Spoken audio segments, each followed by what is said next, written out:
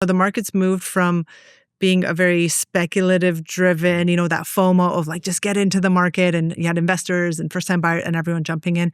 Right now, to me, what we're seeing is a lot of people who are making moves are the people who need to move up in the market, or people need to move down based on life stages. So one of the primary ones that we work with is young families, right? Who are they're outgrowing their space. They have to move, right? And it's this decision of they want to sell and they want to buy. They don't really want to do either one before the other, right? Obviously, yes, you have the option of trying to do subject to sale, which we're seeing a lot more of in this market. Subject to sale does come with risks though, right? Because the seller could give you like you have a 48-hour clause, and the sellers could give you so you're not guaranteed to get the property, but it protects you from owning too. Yep. For people who aren't in that position, whether the market's, the sellers aren't willing to accept it, and they don't want to sell before buying because they're worried about being homeless, right? Like selling before buying would be the easy thing to do in this market, right? The risk though is that you don't find a property you love. So some people are still wanting to try the strategy of buying and then selling, right? And the big thing we talk with them about, and we always send them to you, is, well, make sure you have a backup plan for your financing. What do the numbers look like for people? Like, what do people need to be aware of in terms of how much equity do they need in their home, or how much has their income has to change for them to be in a position where they can have a backup to keep financing? Both properties, essentially? Yeah, if it couldn't sell, right? Like if they bought and they can't sell the other property, or it's not selling at the price they want to sell for, what is a bank looking at? Well, like everyone's obviously situation is going to be different from scenario to scenario. But typically, if someone's in a current property right now, they want to buy a new property, and they do not want to be forced to sell. The intention is to sell, obviously. No one wants to carry, massive amounts of debt, but they don't want to let the new purchase go. So how do we work with that? So essentially what we would do is we would look at refinancing their existing home. Now you can lend up to 80% of the property value. If it's just a line of credit, it goes up to 65%. So this would only work for people that have equity in their home. If you're already kind of maxed out So you need to have way more than 20%. You need to have 100%. And if you don't, it's not going to work. So, but let's say for people that have, they bought their property long ago, they've been able to pay their mortgage down, they could essentially get a line of credit on their existing home. That line of credit would act as the down payment on the new purchase.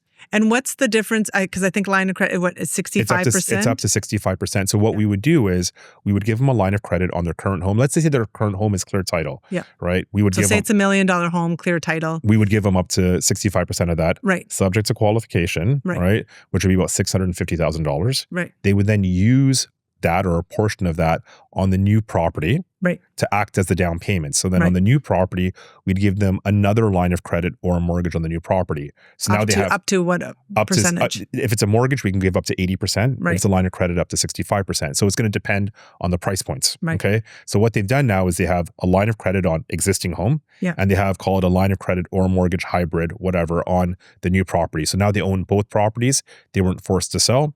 Fast forward a couple months, they sell their current property. Line of credit gets discharged, no penalties because it's a line of credit. It's fully open, right? And then they can use the proceeds of that sale to apply to the new deal. So this is the exact same situation as someone selling, having the money, and buying, but you're in the interim, you're keeping both properties. But and you're only making interest payments typically, right? So you can keep your monthly payments lower. But I always tell people, hey, you can't predict the future because when the bank is approving you deals, it's based on definites. It's either they're selling or they're not selling. So if they're not selling, the bank is assuming you're keeping both properties. And what if the market gets worse? Now you're holding two properties. So you have to be comfortable with the debt load that you're taking for that period in time. And have the option of either holding it and renting 100%. It out or selling it at whatever the market's dictating, which could be significantly lower than what you expected. So for a lot of people, they're not willing to take that risk. Whether they qualify or not, because people are worried out there. Like, maybe I do qualify, but they don't. We had one of your clients not too long ago who bought a property subject to sale. And I mentioned to her, I'm like, you don't necessarily need to sell. You have a strong profile. And we got financing, not contingent on the sale. She ended up selling anyways, gratefully. So, and she still wanted to protect herself and have that subject to sale. That's right. But there are examples of people that are okay because they feel they're getting a really good deal on the buy and they want to make sure that they're getting it. There is something called bridge financing as well, but you do need to have a firm buy and a firm sell. So people think, oh, you just bridge the money. I'm like, your place isn't sold yet. You can't bridge.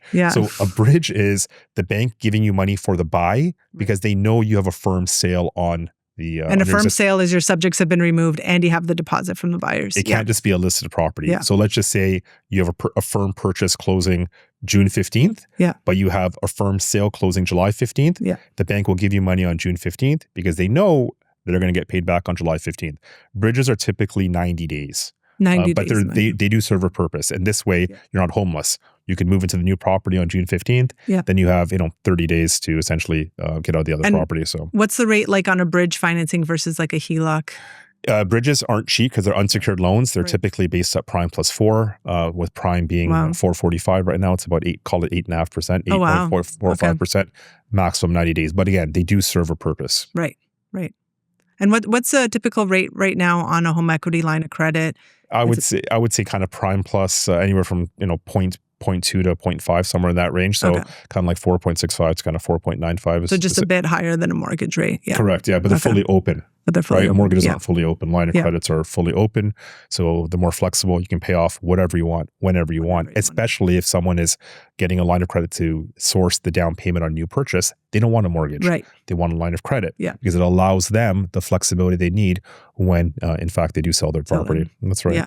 Well, and I know we had a client, my mom, who we moved across country, right, from Ontario to Vancouver. And it was really, as much as the idea would be to sell and then buy, she wanted a very specific property close to us. And we decided to take that chance, right? And it was a bit risky and it's very stressful, but without that, for a downsizer, right? For upsizers, it's a risk, you want to make sure you get value, but for a downsizer who's picking their potentially forever home, right? They don't want to have the risk of selling their home, being homeless and not knowing where to go. So these kind of strategies seem to work really well for downsizers as well. Like in that example. And typically they have their place paid off. It's, you could finance, like you said, 65% on it's just an interim line of credit. And then once the existing property is sold, line of credit gets paid back to zero. Yeah. But you're holding that debt for the time it takes to sell your property.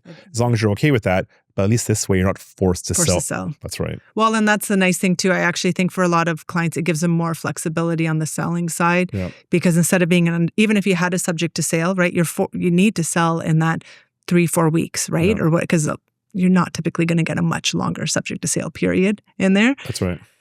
And if you're getting it's a unique property or it's taking a while and you're not getting that action and you're getting low ball offer, like you're in a position where you have to make that decision versus if you give yourself this line of credit, you could take your time and make sure that you get the right deal for you. As long as you're okay with the interest payments during that time frame. Yeah. So